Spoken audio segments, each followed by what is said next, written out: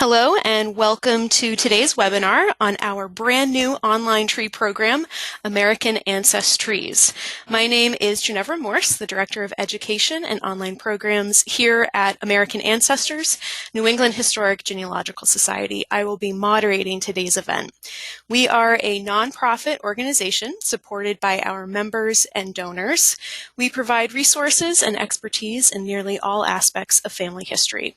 Today's webinar was made possible by our annual fund, and we are pleased to offer such programming for our members and friends around the world. Giving today's presentation is Claire Vail, Director of Creative and Digital Strategy. Claire has 20 years of experience as a digital marketing and content strategist for high-profile institutions in higher education, publishing, and media. Before joining American Ancestors, she was Director of Web Communications at Tufts University, where she oversaw the implementation of large-scale website redesign and content management implementation projects for several schools, including the Fletcher School of Law and Diplomacy. Claire has a master's degree in journalism from Northeastern University and a second master's in English literature from the University of Delaware with a concentration in 18th century British and American studies. So in today's session, Claire will be introducing you to American AncesTREES, a new free online genealogy tree experience available on our website, americanancestors.org. We'll look at different ways in which you can build, import, and manage your family trees, how to add facts and sources, and we'll look at setting up hinting within the platform, and then finally, how you can access support documents and videos to learn more about the program. At any point during the presentation, feel free to type your question in the panel to the right of your screen. We'll address those after the presentation. There is no handout for this session, but we are recording this event, and starting tomorrow, you can easily go back and review any of the content from the presentation on our website. So if during today's first listen you feel like you didn't get everything, you can easily go back and review the recording. All right, so without further ado, I will turn things over to Claire. Thank you for that great introduction, Ginevra. I want to wish everyone who's joined us today a happy Valentine's Day. I am delighted to be here to talk to you about American AncesTREES, and I very much look forward to hearing about your experience with the product. So as is the case with all of our services and products, we create them to help assist you with your family history research. As you use trees, I'd be very interested to hearing more about how you use it and what ideas you may have for new features and functionality. So there's a lot to know about trees, and we're going to try to get through as many features as possible today. We will likely do a deeper dive into some of the more complex features like DNA in a future presentation. We will touch on DNA today, but mainly we will focus on the essentials. So there's lots of different online trees out there, and it's likely that if you've been doing family history research for any length of time, it's a good bet you're using a tree now, or you've at least tried to use one in the past. So there's two different kinds of family tree platforms. There's desktop software like Roots Magic and Brothers Keeper, and then there's online trees like the ones you'll see at Ancestry and Family Search. So the most obvious difference is that desktop software requires you to download files onto your computer, and online trees don't. American AncesTREES is an online tree, so it means that nothing is actually stored on your computer, and the way you access the tree is by opening a web browser and logging into your American Ancestors account. The application and all your family tree data is stored online. Some people have concerns about data privacy, and I'm going to talk about that shortly, but the online tree format is pretty popular for lots of excellent reasons. Number one, you don't have to worry about applying patches or upgrades. Number two, you can access your tree from anywhere you can access the internet. Number three, you can easily share your data with another person without having to mail them a big file. And number four, you don't have to back up all that data. I am often asked to provide a side-by-side feature comparison chart with other online trees and American AncesTREES, and that can be difficult only because it's a bit of a moving target. We don't know what other features other companies and online platforms are rolling out on a daily basis. But here is my latest knowledge about what features of American AncesTREES you won't find anywhere else, at least not in this exact form. So first, it's free with any level of American Ancestors account, meaning you can have a free guest account and you can still have a pretty robust tree. There's other free trees out there, but they won't have all the features that American AncesTREES does. The second thing to remember is that our tree is an evidence-centric data model. So that makes it easy to source your research. Instead of just entering conclusions, you can save all the data from each record, including source citations. So think about it this way. If a record like an obituary contains multiple facts and relationships about multiple people, all of that information is saved in a single evidence that is attached to each person referenced. Any conflicting information is retained, and you get to choose which information is preferred. Thirdly, DNA tools let you analyze your matches visually, and I am going to talk a little bit more about that today. Fourth, the web clipper. This is an add-on to your browser, lets you copy data from any online record into people in your trees, and I'm going to cover the web clipper today as well. Number 5, you can upload media to any person's profile, and then you can assemble those photos or videos into a slideshow. You can add an audio narrative, and then you can email it or share it on social media. And finally, research logs help you remember what research you've done, what's remaining to do, and you can access tools that will help you analyze the results. You can attach any kind of note to a research log, a to-do, evidences, document scans, and other notes. So some desktop programs do offer a research log, but we are the only online tree to offer a research log. So just a few notes here that you can access American AncesTREES from any browser, though we're especially confident about Chrome and Firefox. The web clipper and research log add-on tools, which are very important, are only available right now through Chrome and Firefox. And one last note, the user interface for trees is really designed optimally for a large screen, or at least a tablet-sized screen. So you can use your iPad, but we really don't recommend trying to make trees work on a smartphone. You might drive yourself crazy. Okay, so let's start with how to access trees. The way to access trees is always through AmericanAncestors.org. There is no other way to log in or out of trees. So remember that even if your paid membership expires, you will always have a guest account with us with that same user login and password, and you'll be able to go to your login page on AmericanAncestors.org and log in to access your tree. So here I am on the home page. I'm not logged in, and you can tell that because it says right here, log in. If I were logged in, it would say log out in the upper right-hand corner. So the first thing you'll need to do to get to trees is to log in with your American Ancestors account. If you don't have an account, you'll need to create one. And remember, it can be free. You can create a free guest account. Okay, so here's what the site will look like when I am logged in, but I haven't yet created a tree. You'll see to the right of the greeting, in this case, I'm Susan. I'm going to be multiple people today. And here it says create a tree because I haven't yet created one. And when I hover over this area right here, it's going to pull down this menu that says plans and pricing. So plans and pricing is going to take you to a page that presents the plans that are available to you. So we're going to go over those right now. So standard plan trees are free for guests, for individuals, and family level members. Family members and higher level members get a free advanced tree plan. That's this second plan here. The only exception is for premium trees is that lifetime members get the premium trees. So if you're guest, individual, and family level member, you're going to get a standard tree. If you are a contributing level member, you're going to get an advanced tree. And if you're a lifetime member, you'll get the premium tree.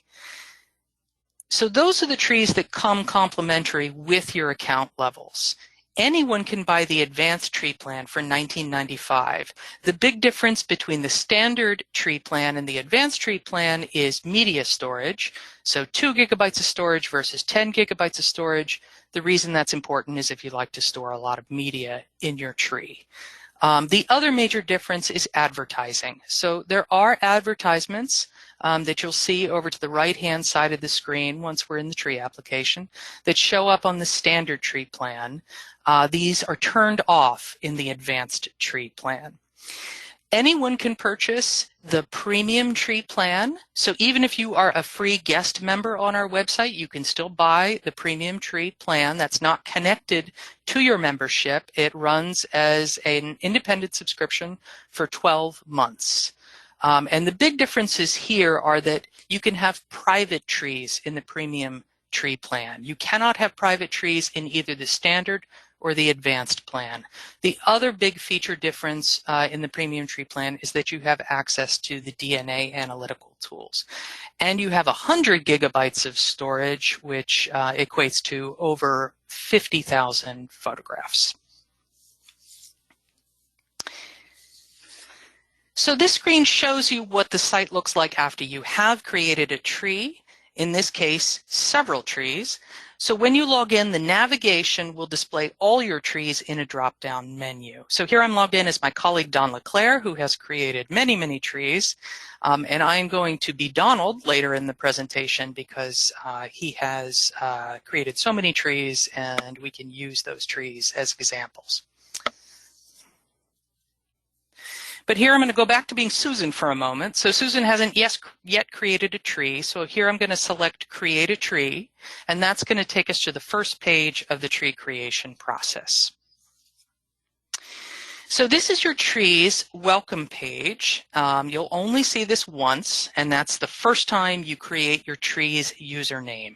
You don't have to agonize over this username right here.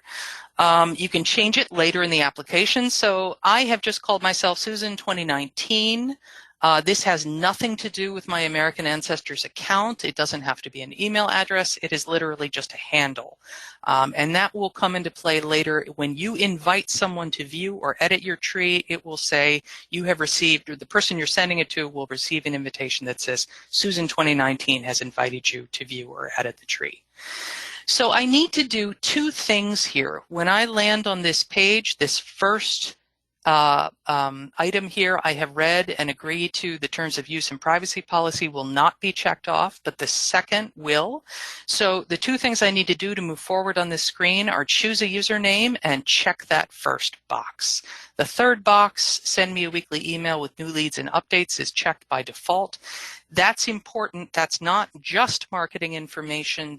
You'll get important emails about whether your file uploads have been successful, and then you'll get interesting information about the data in your tree through those emails. So when I'm done that, I press go, and now I'm advanced to the second screen. So here's where I'll name my actual first tree. I've already typed in the name sample family tree, but when you first see this page, that field will be blank. Remember that you're going to be able to create lots of trees using this exact same process. You'll be able to change the name of any of those trees at any point later in the process. So don't agonize over the name of the tree either. So how to start? I have three ways to start. Right now I'm going to show you how to create an empty tree here. So I'm just going to start with myself as the root person, and I'm going to hit go. So after selecting Start with an Empty Tree, I go here to this screen, and here I'm asked to fill out some information about the root person. I don't have to be the root person. It could be my grandmother, grandfather, mother, father, sister, brother, or it could be a client that I'm doing research on behalf of. So on the right here is a video where I can watch that gives me some tips about using trees. But for now, I'm going to focus on filling out the information in the form on the left. So I enter my first name, my last name, I select my gender, and I move on to birth and death. One thing to remember here is that information about living people is always private. No one who views my tree will be able to see my entry if I'm still living. When I go to enter my place of birth, it's going to prompt a drop-down menu of auto prompts for that place of birth. So if I start typing in Greensburg, it's going to bring up a whole bunch of places all over the world that begin with GRE. We often get the question, hey, or the comment, my place of birth is not listed in this drop-down menu. What do I do? You can ignore the drop-down menu and just keep typing. So after I'm satisfied I've filled out all the fields, I can select Launch Tree, which is right here, and you'll see that this button will turn to gold. Okay. So now we've created our first tree. There's a couple things to note. There I am as the root person for my tree, Susan. And also, here's my name, my account name, up here in the upper right-hand corner. And if you look over on the left side, you're going to see there's the name of my tree. So we're going to take a complete tour of the tree interface in just a few minutes, but right now the first thing I'm going to do is to create another tree. So to do this, I go up to the name of my tree right there in the upper left, and you're going to see that icon with the plus sign. That's how you create a new tree or look at a list of existing trees. So you can see here, if I had 5 trees, they'd all be listed here, and then I have the option to create a new tree. That's what I'm going to do right now. And this time I'm going to use the second method of creating a tree, and that is to import a GEDCOM file. A GEDCOM file is a file of all your family tree data. It's the best way to migrate your tree data from one platform to another. So if you're using another desktop or online family tree program, it's very likely, unless it's Family Search, that there is a way to export all of the data in that tree as a GEDCOM file. If you want to get a copy of that GEDCOM file, you'll need to export it from that source, download it to your computer, wherever you keep your files, and then import it using this method. If you don't know how to download a GEDCOM from the desktop program or the online tree you're using, you'll need to ask that program support desk for help. It's usually pretty easy. Okay, so on this next screen, I'm going to select Choose File and upload my GEDCOM file from wherever I placed it on my computer.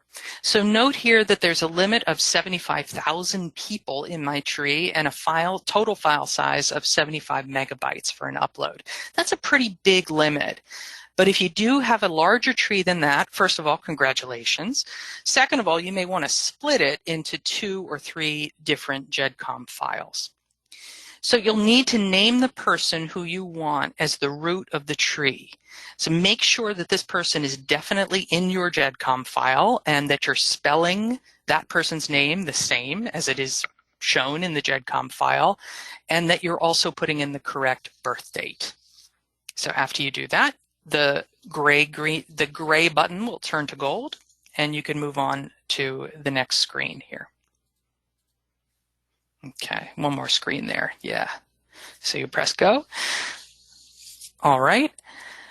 So something to remember, when you click go, the process of uploading that GEDCOM file can take anywhere from several minutes to a half an hour, depending on the size of the GEDCOM, and also on how busy the uploader is. If you've hit a particularly busy time, lots of people are trying to upload GEDCOM files into American AncesTREES, it could take longer. This particular file was about 800 kilobytes, so not a huge file, but it still took about 3 to 4 minutes. If you have thousands of people in your tree or tens of thousands, you may have to wait as long as 10 to 20 minutes. How do I know when my file is ready? I get a little message in red above the gold go button that says your tree is ready. So it's a little confusing right now because up at the top of the screen you see please be patient while we create your tree. That won't change, but the message that appears in red will. The other ways to know that a GEDCOM file has been completed, you'll get an email. Remember you checked off, or you had that default box checked off earlier that says I want to receive emails. So you'll get an email saying that your file has been uploaded. And the third way is if you log out and you log back into AmericanAncestors.org, you'll be able to access the tree. You'll see it displayed in the drop-down menu. If you run into issues uploading a GEDCOM, you can, number one, try again. Number two, make sure that the root person that you're identifying is definitely in that GEDCOM file.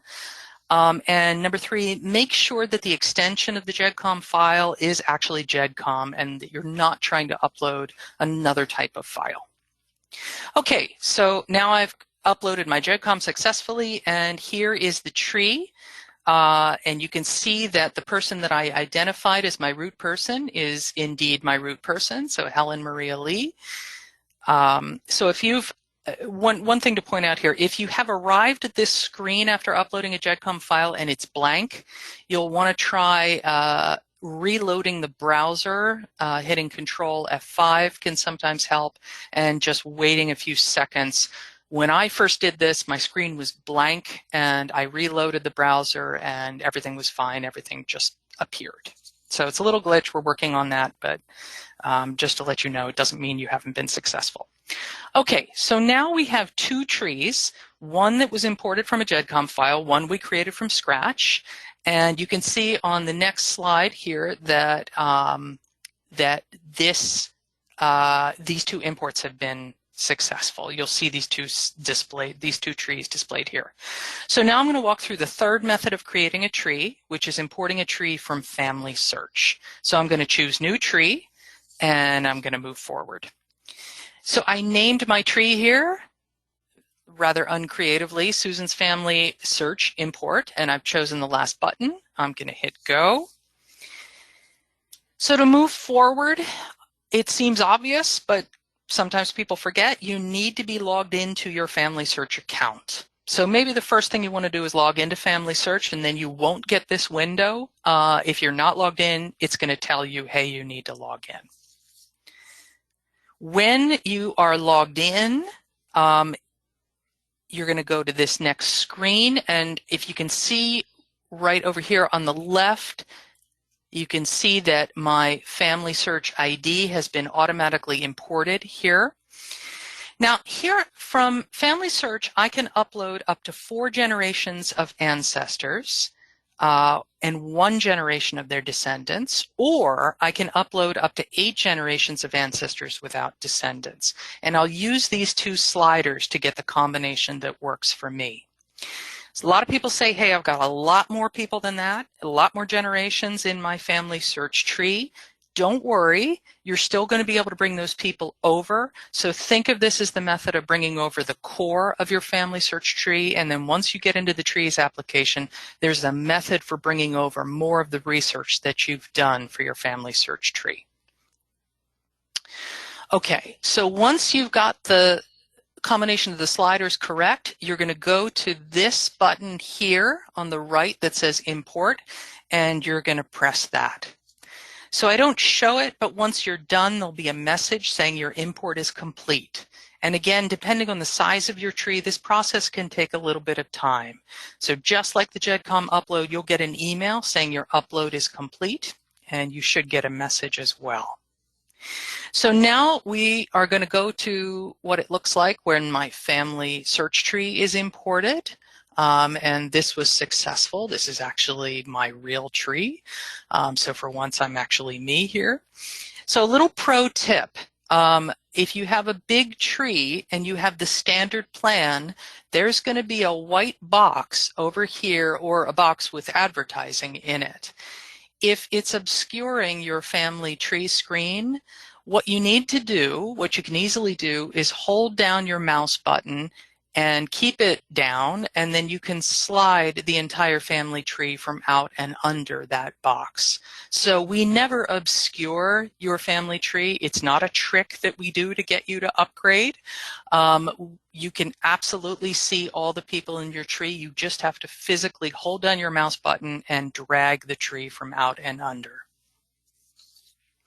All right, let's talk a little bit about managing your tree. Now that we have some trees to play around with, let's take a look at some of the essential features of the user interface.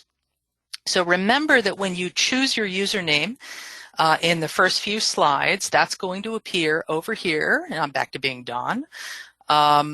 So that's going to appear. Now we're going to talk about what's at the top of the screen, moving across slowly to the left. So if I click on my username in the upper right corner and I select User Settings, this displays a menu with two options. One is going to be for user settings, and there's going to be a second link to go back to American Ancestors. So this is how to manage your entire Trees account. It has nothing to do with your American Ancestors account. If you delete your Trees account, you are not deleting your American Ancestors account. So again, this is just for Trees. So I'm going to select user settings here, and I can do a lot of important things from this page. I can, first of all, change my name.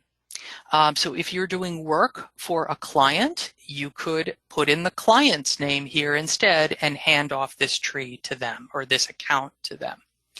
I can put in my profile picture. I can change the preferences that I've set. And if I keep scrolling down on this page, I'll see that plan data that I talked about earlier. I can upgrade my plan from this page just by clicking on those buttons. If I keep scrolling down on this page, I'm going to go all the way down to the option to delete my account. So you'll see here, what I've done here is already selected delete my account, which would create this pop-up box in the middle. So there's a reason that we made this red and called it the danger zone. If you delete your Trees account, remember you are deleting all your trees, and there is no getting this data back. Because of our privacy policy, we do not hold on to your family tree data once you delete your account. So just to make sure that this is absolutely what you want to do, we make you retype your username just to confirm that you want to move forward with this action, and you would then click delete my account and everything's gone. Okay, so next to your username, you're going to see a question mark in a circle. So this icon displays a menu of help links, essentially. So the support center is going to be your lifeline for getting all your questions answered. There's over 50 documents in this support center, and they're all very, very detailed. So every feature I'm talking about today is described in these documents, and many, many more are covered as well. Right? So the plus sign next to the left of the help icon is a quick edit menu. So once you get pretty versatile with the Trees features, this is like a shortcut to all the actions that people commonly take when they're using Trees. It's very, very useful. Okay, moving on to that search bar. So right now, what this search bar does is it lets you search for people in your own tree. So there is no way currently to search other trees in American AncesTREES. That's a feature that we are working on and we hope to roll out possibly this year. Because you cannot search other people's trees, you are also not getting hints from other people's trees. So there's pros and cons to that, right? Because if people have inaccurate information in their trees, you don't necessarily want hints from their trees. So when we do roll out searching of other people's trees in the community, we will likely also be rolling out the ability to get hints, but that will be optional. You can turn that on or off. So that's a feature plan for down the road. Okay, so steadily making our way over to the left of the screen, when you click on the Trees logo, you'll get the gallery of all the help videos, and then you also get a feed here of our roadmap for the product. So if you want to know where we're going to be or what's coming up ahead, that's a good place to look. All right, so now we're going to run through the left-hand navigation, which is where you're going to spend most of your time.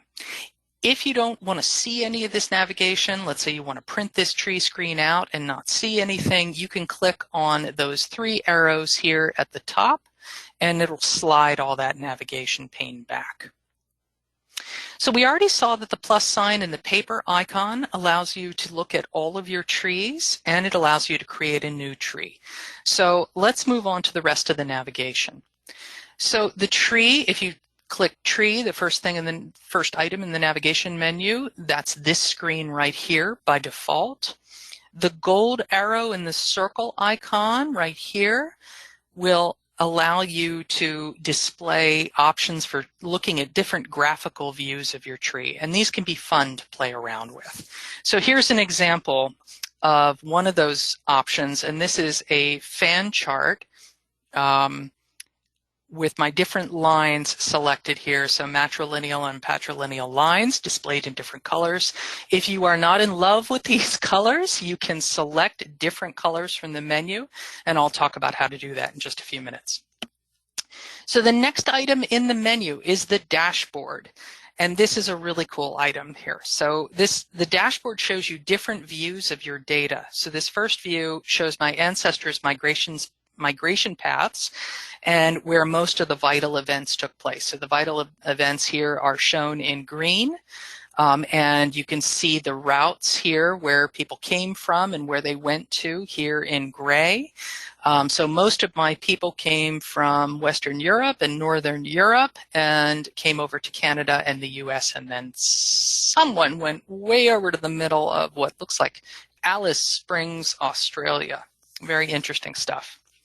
So if I keep scrolling down in the dashboard, I'll see other interesting ways of looking at my data and analyzing my data. So here's a chart of lifespans in my family for both men and women. Women are represented by the pink line, men by the blue. And you can see that since we got into the 20th century, the average lifespan of the women in my tree has increased. That's probably due to deaths in childbirth in earlier centuries, bringing down the average. So moving down the list here, people takes me to a list of all the people in my tree. So by default, this is organized by last name. I can reorder that list in any way I like by clicking on those categories on the top here. So this is quite useful. For example, if I want to see birth dates arranged by the earliest to the latest, I can just click on the word birth and I'll go from earliest to latest. I was very impressed with my colleague because he's got some birth dates here from 765. This is for Ragnar Leather Leggings, one of his Crusader ancestors. Very cool stuff. So over here, I want to point out in this last column here, the stars. The gold stars are a rating system. The better sourced your person is, the more gold stars you get. Just like in kindergarten, you get a chart of gold stars. So you can see some of my people are extremely well sourced. So I probably have 5 or 6 records confirming that for that event, that data is indeed correct. And you're going to see these stars crop up again in the person's profile. Going on down, media shows me all the photographs, the videos, and other media I've added to my tree. As we talked about earlier, I can make a slideshow out of all of this information. Hints and to-dos displays all the hints for my people. You can see I've got a lot of lists, I have a lot of hints for various people in my tree, a lot from our own database, from American AncesTREES Great Migration Begins. So that's just a note to me that I need to check these hints out. You can't see it because it's off the screenshot here, but there is a plus sign at the end of the screen. Anytime you see a plus sign, click on it because there's some powerful functionality there. In this case, that plus sign is a to-do. So if I have research that I'm doing on a particular ancestor, like Stephen Hopkins here, I can add a to-do, which is kind of, hey, if I'm working in the library, I find a book, I want to reference that book later or look it up or a record online, I can make my own note and add it to Stephen Hopkins. Okay, so research logs is very much the same way as the to-dos. Research logs help you remember what you've done already, what's remaining to do on that ancestor, and provide all kinds of tools to help you analyze the results. So you can see here what I've done is I've added a note to this person in my tree, so Alice de Mortimer, that I need to check for a census record on Alice.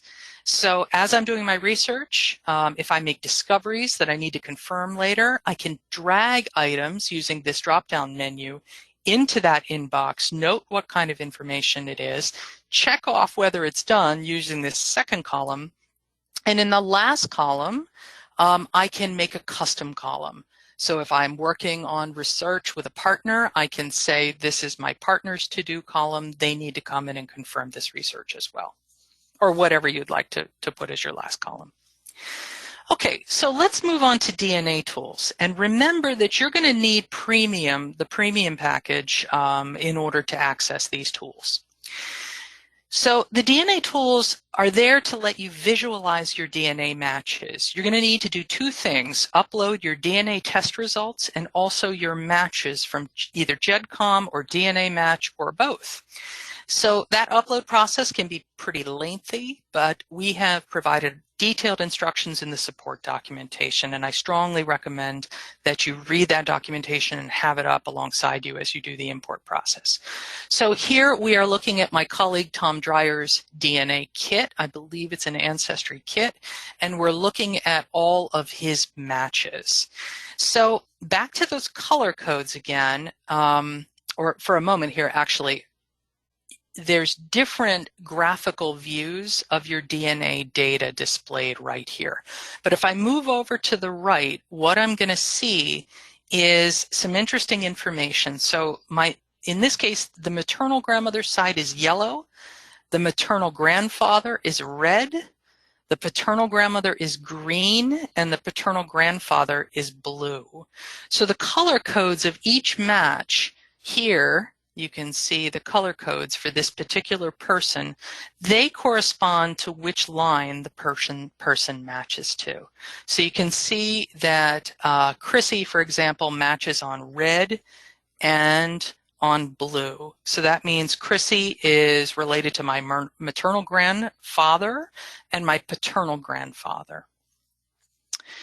So you can also see here that the chromosomes that a person matches on. So I believe here it's Daryl H that's selected. So Daryl matches DNA with me on chromosomes 4, 6, 15, and then probably more as we move down the page.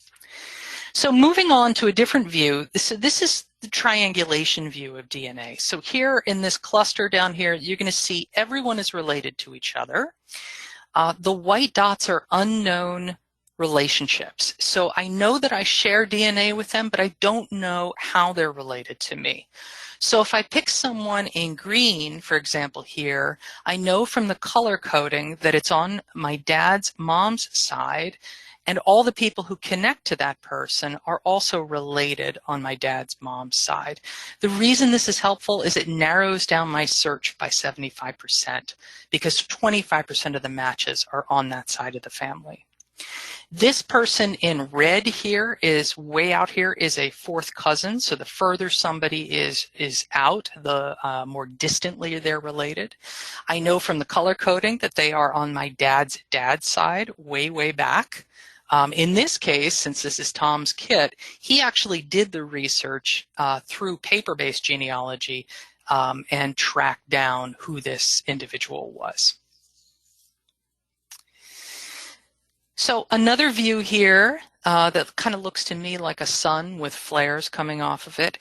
So this is interesting because this orange block here is an identified person. The rest of these people are matches. I don't know how they're related to me, but I do know here that it's a combination of red and yellow. And so this is my maternal uncle. So it's a combination of my mother's father's side of the family, which is red, and my mother's mother, which is yellow. And that number here, all the numbers that you see, are the number of centimorgans that I share with that particular person. Okay, so now I'm going to move on to invitations. Everyone has access to this in the standard plan.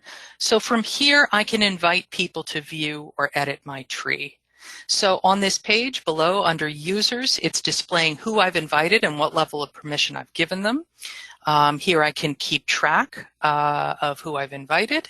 Now, when I want to invite somebody, I click that plus sign, and I can type in their email, their first name, their last name, and select, importantly here, select what level of access they have to my tree.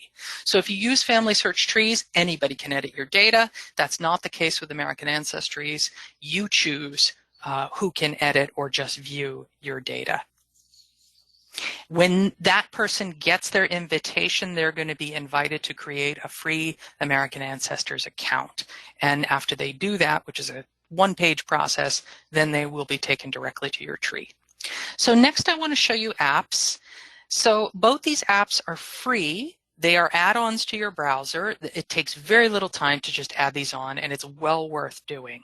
So the Web Clipper is the more important of these, in my opinion. They're both important, but the Web Clipper allows you to automatically clip all data fields from any online record that you have access to, and then to import that data automatically into your tree. You don't have to cut and paste, and it's an incredible time saver.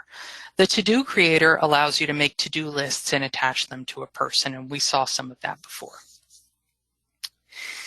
Down to Reports. Reports lets you create and print all kinds of reports. You can see those listed here. When I select a particular report type, I can then manipulate the settings to adjust who appears in my report. So here are two different reports. So here on the left, I've selected the family group report. It allows me then to choose the root person, which can be myself or someone else. And if that person's been married multiple times, it allows me to choose a spouse as well. And once on the right here, I've selected a different type of report, the pedigree report. Here I can also adjust the root person, and then I can slide the number of generations I want in that report. When I hit go, when I have the settings that I want, I can click go, and the report is going to be sent to my downloads folder from where I can print it. Okay, we're going to skip over hint settings and get back to that in a minute. And we're going to go directly to tree settings. So you don't want to miss tree settings. You can do a lot of important things from this page. So starting out here, you can change that default view of your tree. Remember that any change you make here is particular to the tree that you're in. You can have as many trees as you like. Each tree can have a different configuration. So the tree setting is what we saw before, but I can make it my dashboard or my DNA if I have access to DNA. I can change the root person for my tree. I can elect to show non-principal events. By default, it shows only principal events for that root person. I can sync with Family Search. So if you brought over your tree from Family Search and you check this box off, anytime you do additional research in your Family Search tree, the option to import that data is automatically going to show up for that individual. It's very, very convenient. DNA presentation node lets me hide the surnames and the kit numbers that you saw in the DNA view. So it just simplifies your DNA view. If I keep scrolling, I'll see global tree settings. So a lot of people say, well, wait a minute, I want to change my tree name. Here's where to do that. And then if I have the premium plan, I can select tree by tree, whether I want to make that a public tree or a private tree. And remember I talked about the colors. Here you can change the color scheme to whatever you'd like it to be. Just keep on scrolling and you'll see two extremely important features at the bottom here.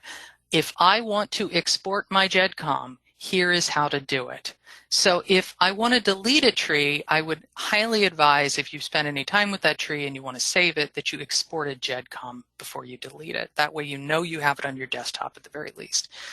And then finally, if I want to delete a tree, I can do it here. Much safer than deleting an account, but still the same rule applies. For privacy's sake, we do not hold on to your tree data after you delete it. All right, so let's talk about how to add a fact or a source to your tree. We're going to start with the default tree view. And here we're going to go into David Vincent LeClaire's profile.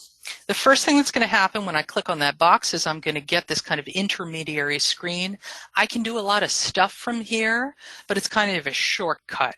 So I want to go right to the full profile of David's information. So I'm going to click on that middle button, and here I am. And even this is a truncated version of the full screen. There's a very large screen that you go to see all this data. So what I'm going to do here is add a new life event. I want to come over to the plus sign, and remember, always look for the plus signs. They're your key to adding new information to your people. So in this timeline section, that's where I go to add a new event. When I select this, I am going to be given a dialog box with 5 sections at the top here: type, details, source, people, profiles. And it's going to walk me through adding this data.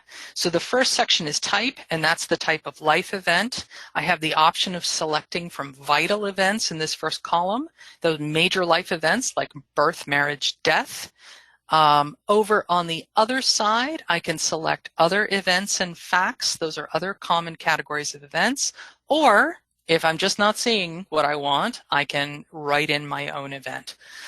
I can also choose non-specific source. So if I just want to make a note of something that happened here, like, hey, somebody in my family published their first book, I could just check off non-specific source. All right. The second step here is details, where I'm going to add the date and place where that item or that life event was created.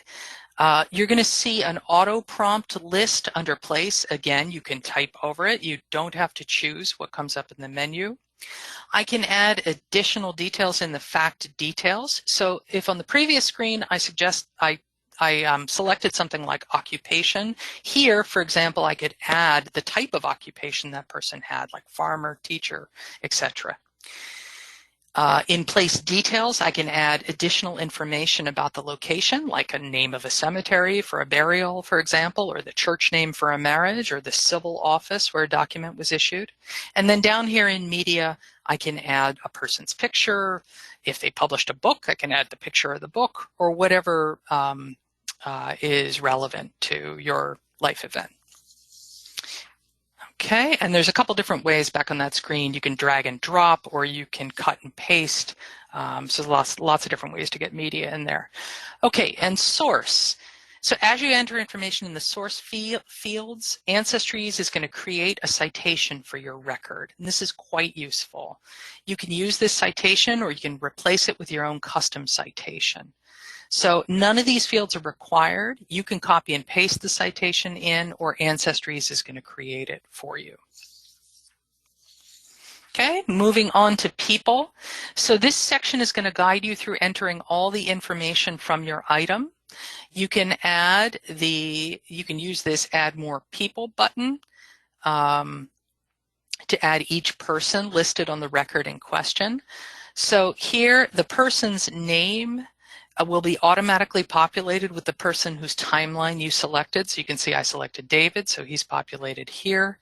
If I need to enter a name manually, I can just start typing a name in the field, and it's going to give me a drop down of all the people in my tree to choose from.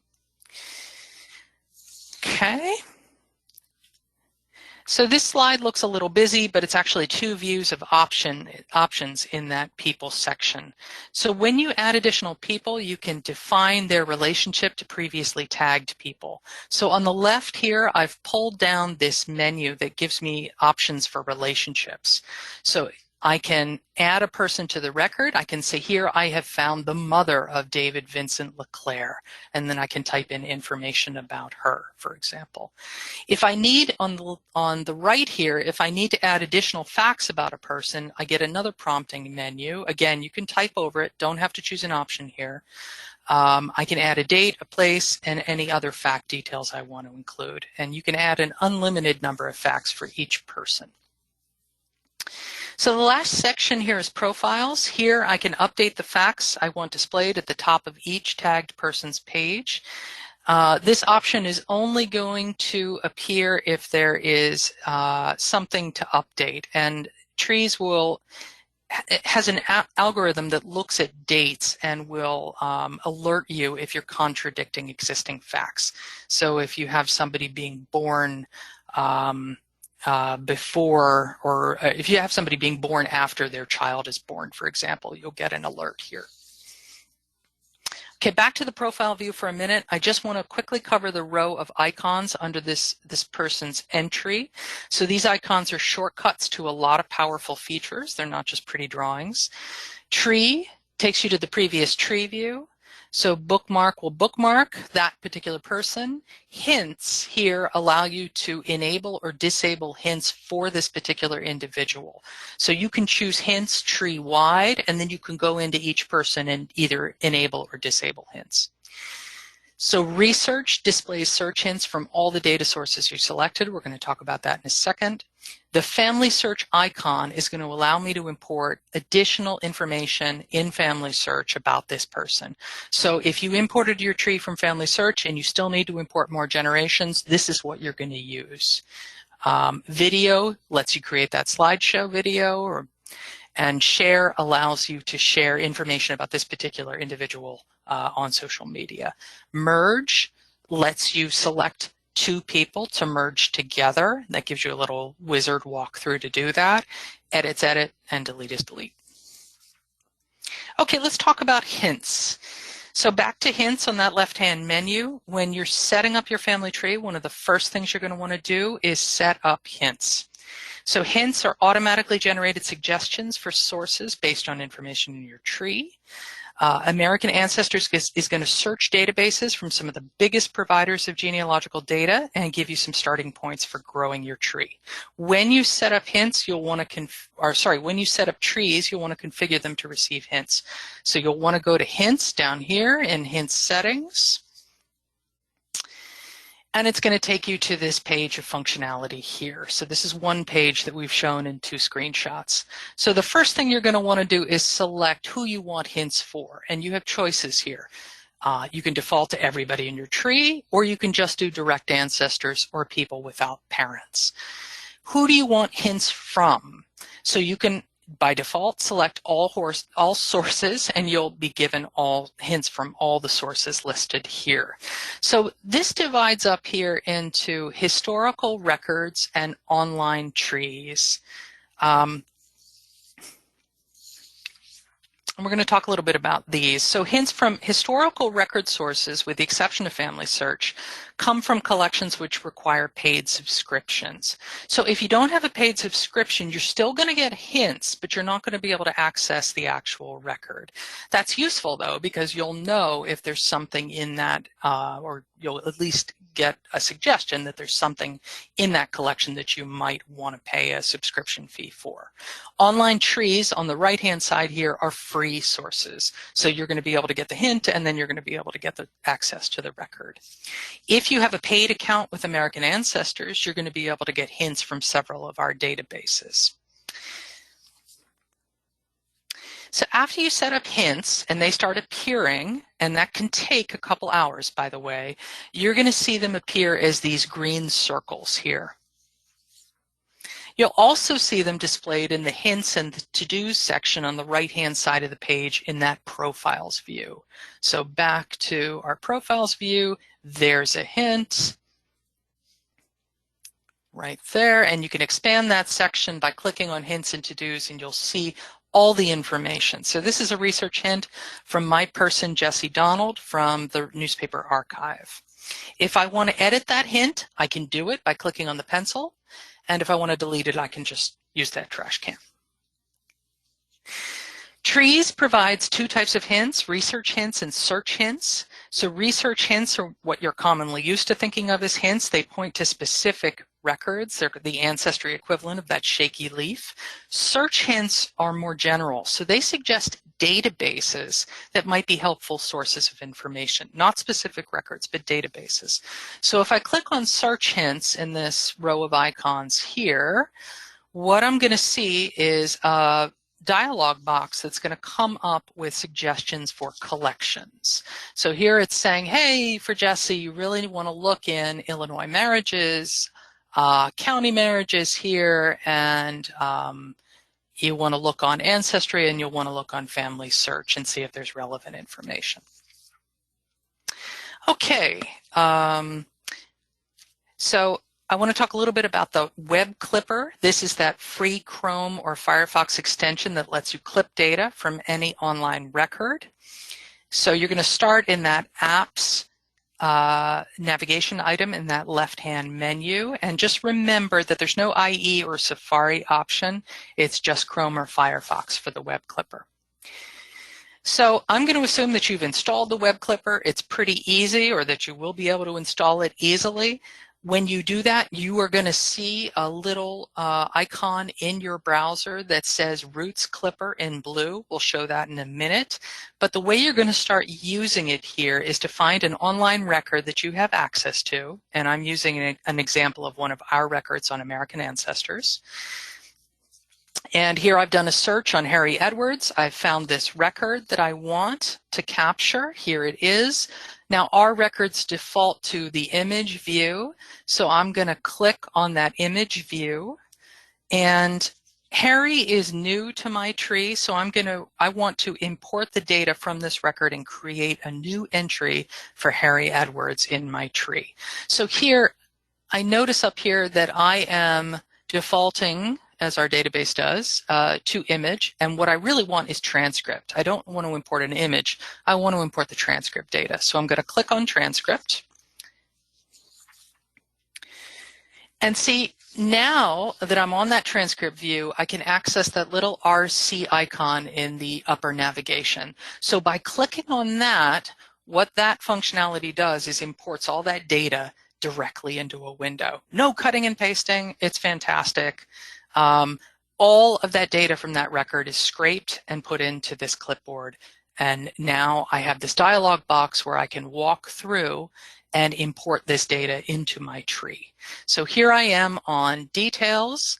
I can make changes to this record at this point. So for people who have issues because the transcriber didn't really do a great job and there's mistakes in the transcription, here's where you can change that view, or that information rather. When I get to the People tab here, just one screen back, I can go to Type and I can select the type of record that is.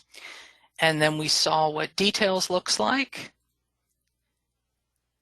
And here's where I can change that information. And then I go to the People tab now in the field here. This is where I can choose whether I'm importing source data into an existing person in my tree or I'm creating a brand new entry. In this case, I'm creating a brand new entry with this source attached for Harry Edwards. If I wanted to attach this data to an existing person in the tree, I would just type that person's name up here in the field and it would auto-populate whatever I wanted to type. I mean, whatever person I wanted to attach it to. I can also add the relationship of the person below. So the final tab is Profiles here. You can see Harry is indeed a brand new person.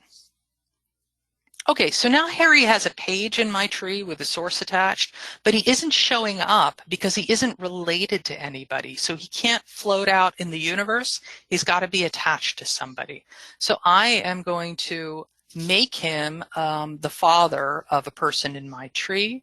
And you can see here that I've attached him to Veronica Edwards. There he is, and there's the relationship. All right, so here to our last section here, we all need a little help sometimes. Trees can be complex. So here is where to find help on trees.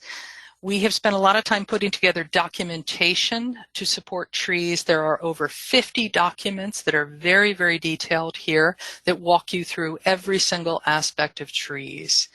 So you can see there's 16 articles alone on DNA, how to import DNA and how to use those visualization tools we talked about. So I really recommend coming here first. But if you can't find the answer that you need in online support, remember there's that question mark at the top where you can access the support center, help videos, plans, and pricing. You can also access, and from the left-hand nav, those same links. And finally, on every single page, you're going to see this gold chat icon here at the bottom. It's not real-time chat, but it allows you to select a topic or just type in a topic. Let us know you're having issues. You can attach a screenshot. Please attach a screenshot. Hugely helpful for us to get to the heart of the matter quickly and resolve whatever issue you have. We try to answer all emails within 24 hours. If you are not getting the answer you need, again, I recommend looking through the online help documentation to see if you can resolve your question that way. So I want to thank you for joining me today. And if you do have any questions, please email us at American AncesTREES at nehgs.org. I really look forward to hearing what you think about trees. I hope it's useful to you.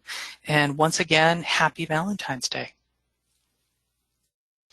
All right, well, thank you, Claire, for that fantastic presentation. So now let's tackle your questions with the few minutes that we have remaining. If you have anything that you'd like to ask, go ahead and type it into the question panel.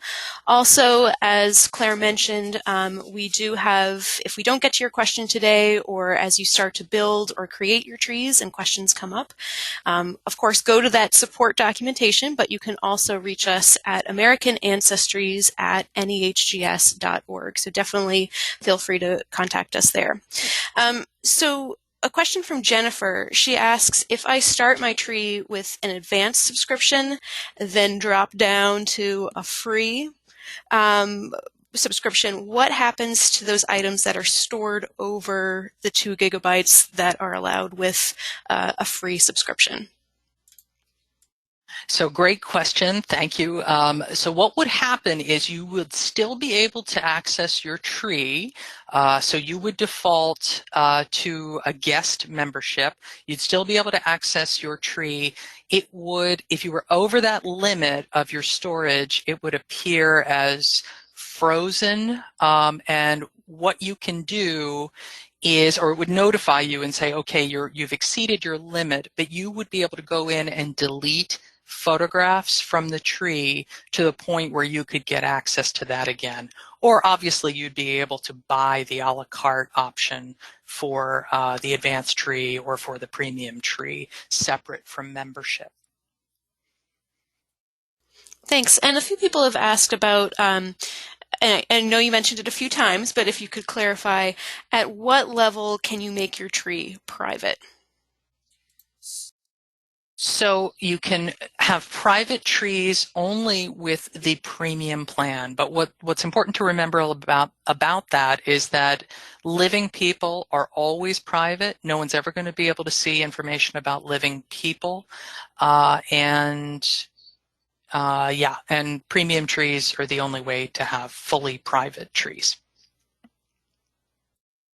Now, Mary asks a great question about the star rating that you showed. We saw it when we looked at the list of people, and then also in the tree view with each individual, there were a number of stars.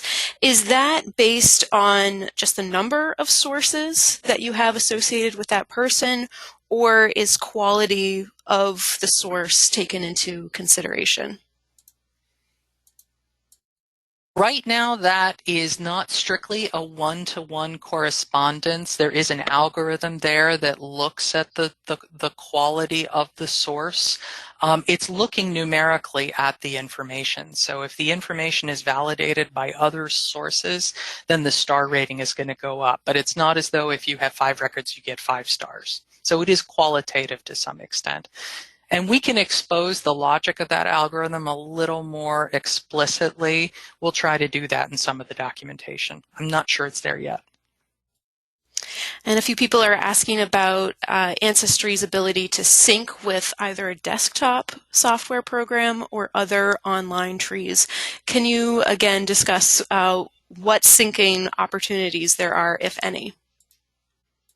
So right now we only have the syncing mechanism available between family search trees and American AncesTREES, but we'll be looking into other syncing opportunities down the road. And also several questions about media. So if you are pulling a GEDCOM file from another platform or another program, does photographs, any media that's connected with your tree on, say, Family Tree Maker or another program, is that pulled with the GEDCOM file? To my knowledge, GEDCOM files by definition do not include media, but if somebody else knows differently, please email me. But in my experience, GEDCOMs never include media. All right, I think we're going to have to end there. I know that there were a lot of questions coming in that we didn't get to. Like I said, definitely write to us at American AncesTREES at nehgs.org if you have additional questions. I will also include that email address in my follow-up email to all of you. This recording will be made available very shortly. I know that we went through a lot of information in a short period of time, so you can always go back and review this content on our website. So thank you all again for joining us today. As you leave the event, you'll have the opportunity to fill out a survey and give us your feedback. As we continue to expand our webinars and online offerings, any and all feedback is extremely helpful and appreciated. If you'd like to access more how-to resources or learn about upcoming online educational programs, please visit our online learning center at americanancestors.org/education. I hope to see you at our online programs in the future. Goodbye for now.